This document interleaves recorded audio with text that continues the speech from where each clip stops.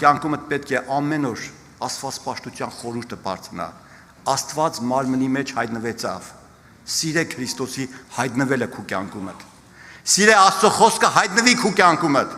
որպեսզի կարողանաս Աստծո տան մեջ պտտիս։ Որտեվ Աստված ամենաթանկը չի խնայ, որ կա մեր մեջ բնակվի, մեր մեջ քայլե։ Համաձայն ենք ժողովուրդ ջան։ Ու նայեք Պողոս առաքյալը երկրորդ Թեսաղոնիկեցիս 3-րդ գլուխ 5-րդ խոսքում նայեք ինչ է գրում։ Եվ Տերը ձեր սրտերը դեպի Աստծո սիրուն ու Քրիստոսի համբերությանը ուղղե։ Եկեղեցու գրված նամակում գսե այդ հոգևոր պատերազմների, դժվարությունների, նեղությունների, տառապանքների մեջ գսե ձեր հայացքը ում ուղղե։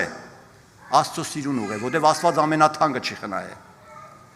Որ իմ միտքը բացվի, որ սիրեմ Տիրոջ հայտնվել է իմ կյանքում։ Եվ նույն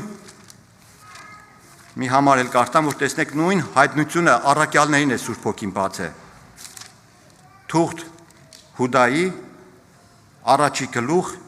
21 խոսքը կարդամ։ Հուդա առաքյալը ինչ է գրել. բայց դուք սիրելիներս անձերդ շինեք ձեր ամենասուրբ հավատքի վրա, Սուրբ Հոգով աղոթեք եւ 21 խոսքը անձերնիդ Աստծո սիրո մեջ պահեցեք